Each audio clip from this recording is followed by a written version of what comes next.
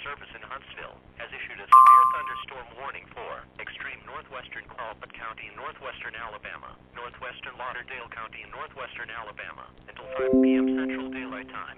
At 4:27 p.m. Central Daylight Time, a severe thunderstorm was located near J.B. Coleman State Park, moving east at 50 miles per hour. Hazard, 60 miles per hour wind gusts and half-dollar size hail. Source, radar indicated.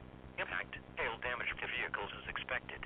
Expect wind damage to roofs, siding, entries. Locations impacted include Waterloo, Eastport, Wright, Zip City, Freed, Riverton, and Cloverdale. Prepare immediately for large hail and damaging winds. People outside should move immediately to shelter inside a strong building. Stay away from windows.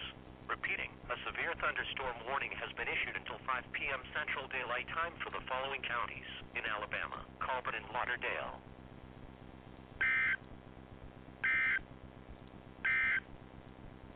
At 4 p.m. at Northwest